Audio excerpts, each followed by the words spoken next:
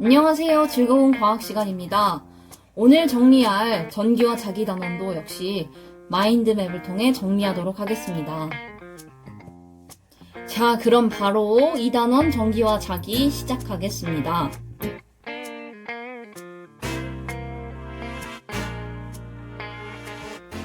이 단원은 크게 전기의 발생, 전류 전압 저항, 그리고 전류의 자기작용으로 나뉩니다. 전기의 발생에서는 물체의 대전과 정전기 유도에 대해 배웠습니다. 여기에선 여러 가지 용어가 소개됩니다. 마찰전기란 마찰에 의해 물체가 띠는 전기를 뜻합니다. 여기 원자 두 개가 있습니다. 마찰을 시키면 한 물체에서 다른 물체로 전자만 이동해요. 왼쪽은 전자를 잃어서 플러스 전하를 띠고 오른쪽은 전자를 얻어서 마이너스 전하를 띠게 됩니다. 이렇게 물체가 전하를 띠는 현상을 대전이라고 하고 전하를 띤 물체를 대전체라고 합니다. 그리고 이 두 물체는 각각 플러스, 마이너스 전하를 띠고 있으므로 두 물체 사이에는 끌어당기는 힘, 즉 인력이 작용하게 됩니다. 이처럼 전하를 띤 물체 사이에 작용하는 힘을 우리는 전기력이라고 해요. 두 물체가 다른 종류의 전하로 대전되어 있으면 서로 끌어당기는 전기력, 즉 인력이 작용하고 두 물체가 같은 종류의 전하로 대전되어 있으면 서로 밀어내는 전기력, 즉 청력이 작용합니다. 정전기 유도란 금속의 대전체를 가까이 할 때 금속 내에 있는 전자의 이동으로 대전체와 가까운 쪽은 대전체와 다른 전하로 대전되고 대전체와 먼 쪽은 대전체와 같은 종류의 전하로 대전되는 현상을 말합니다. 예를 들어서 마이너스로 대전된 물체를 가까이 하면 가까운 쪽은 플러스로, 먼 쪽은 마이너스로 대전된다는 의미예요. 이때 물체가 대전되었는지 아닌지를 알아보는 기구로 검전기를 사용합니다. 검전기는 위에 금속판이 있고 안에는 금속박이라는 얇은 금속이 있어요.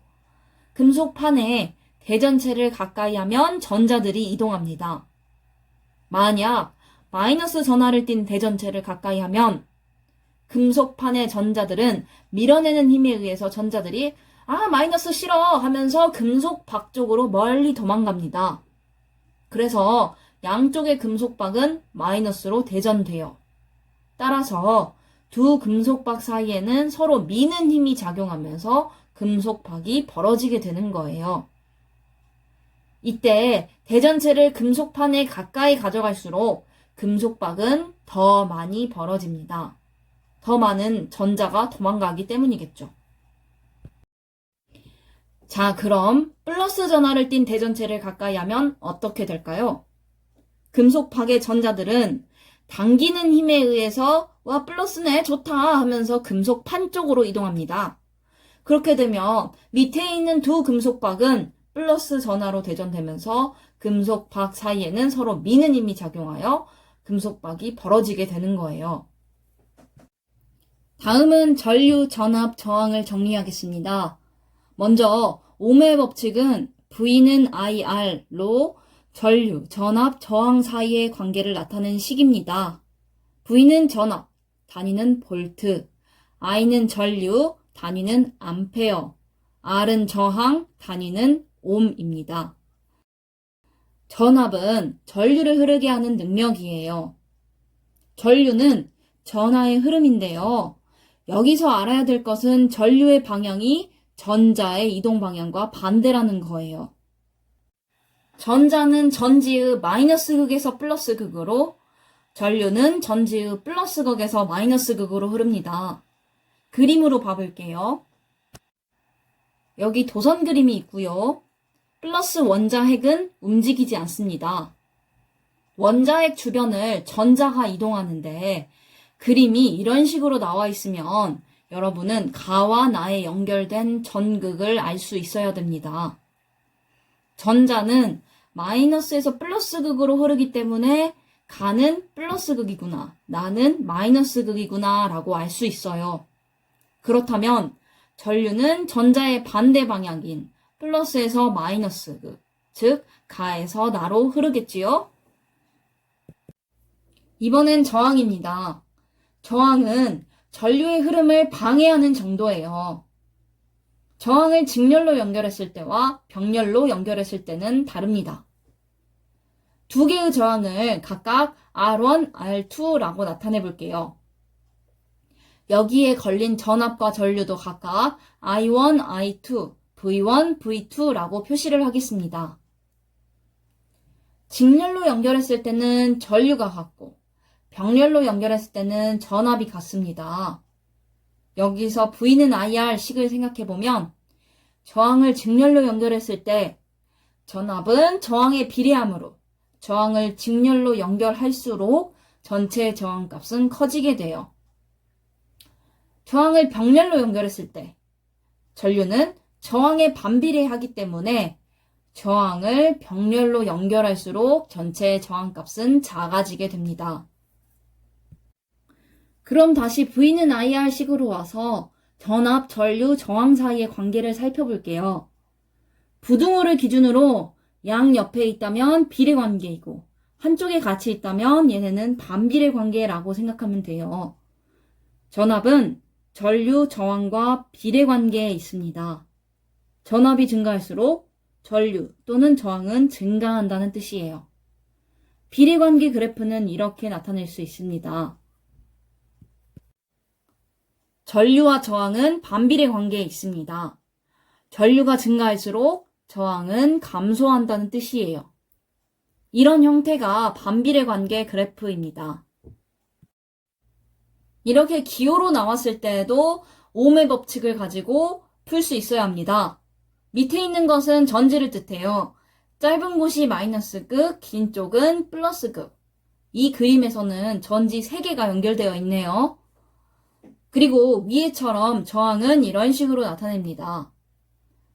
전압이 15V고 저항이 3ohm이라면 이때 흐르는 전류는 몇 암페어일까요? V는 IR 식에 대입해보면 5A라는 것을 쉽게 알 수 있습니다.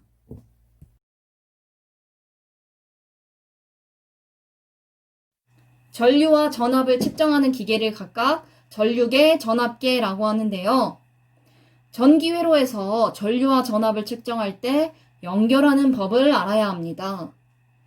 전압계는 회로의 병렬로 연결하고 전류계는 회로의 직렬로 연결하면 됩니다. 그리고 전류계와 전압계를 읽는 방법을 알아야 합니다. 전류계를 먼저 살펴볼게요. 눈금선 밑에는 플러스 단자를 연결하는 쪽과 마이너스 단자를 연결하는 쪽이 있어요. 이 기계에서는 마이너스 단자를 연결하는 곳이 3군데가 있습니다. 눈금선 오른쪽을 보면 5, 50, 500이라고 적혀 있죠? 마이너스 단자를 뜻해요. 만약 전류계의 마이너스 단자를 500A에 연결했다면 맨 바깥쪽에 있는 숫자를 읽어주면 됩니다. 지침이 가리키는 눈금을 읽으면 200A네요. 그러면 마이너스 단자를 50A에 연결했다면 가운데 숫자를 읽어주면 되겠죠. 그럼 여기서는 20A라고 답하면 됩니다. 전압계도 마찬가지예요. 마이너스 단자를 연결하는 곳에 맞춰서 맨 오른쪽에 있는 글자를 찾고 그 열을 읽어주면 됩니다. 만약 마이너스 단자를 30V에 연결했다면 맨 아래에 있는 글자를 읽어서 15V라고 하면 되는 거예요. 보기보다는 굉장히 간단해서 쉽습니다. 자, 이제 마지막 단원입니다. 전류의 자기작용인데요. 전류에 의한 자기장에서도 여러 가지 용어가 등장해요. 자기력이란 자성을 띠는 물체 사이에 작용하는 힘을 뜻합니다. 여기서 자성은 자석을 생각하면 돼요. 자기장이라는 것은 자기력이 작용하는 공간을 의미합니다. 이때 자기장의 방향이 중요한데요. 자기장의 방향은 나침반 지침의 N극이 가리키는 방향입니다. 여기 자석이 있습니다. 자기장의 방향은 N극에서 S극이잖아요. 여기 표시를 해볼게요. 그리고 자석 주변에 나침반을 배치해 보겠습니다. 나침반의 N극을 찾아보면 이렇게 되겠죠. 전류에 의해 자기장이 생길 경우에는 오른손을 사용하면 자기장의 방향을 쉽게 찾을 수 있습니다. 퇴고 모양으로 손을 움켜쥐어 보세요.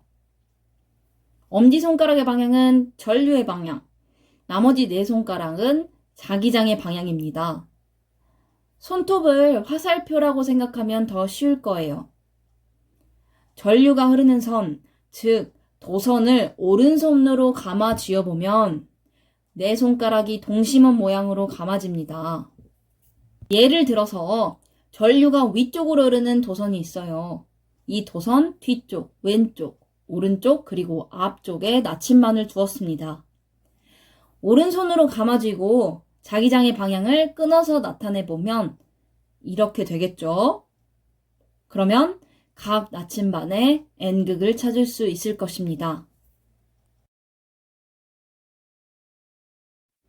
만약 도선의 아래쪽으로 전류가 흐른다면 오른쪽 엄지손가락을 아래쪽으로 내려야 되고 자기장의 방향도 바뀔 것입니다. 마지막으로 전류가 흐르는 도선이 자기장 속에서 받는 힘을 알아보겠습니다. 이번에도 오른손을 이용할 거예요. 자기장 속에서 전류가 흐르는 도선은 전류와 자기장의 방향에 각각 수직인 방향으로 힘을 받기 때문에 손을 쫙 펴야 돼요. 엄지손가락은 역시 전류의 방향, 4개의 손가락은 자기장의 방향, 그리고 손바닥은 힘의 방향입니다. 그림을 보고 연습해 볼게요. 자석 사이에 전류가 흐르는 도선이 있습니다. 자기장의 방향은 N극에서 S극이죠? 그러면 4개의 손가락에 있는 손톱이 S극을 가리키게 만들어 보세요. 여기서 전류는 위쪽으로 흐르니까 엄지는 위쪽을 가리켜야 되겠죠. 그럼 손바닥은 어디를 보고 있나요? 여러분을 보고 있죠? 이 상황에서 힘의 방향은 앞쪽이 되는 것입니다. 교과서를 보면서 오른손을 이용하여 꼭 연습하길 바랍니다. 오늘의 과제도 역시 이 단원을 한 장에 정리한 후 사진으로 찍어서 게시판에 올리는 것입니다. 모두 건강 조심하세요. 안녕.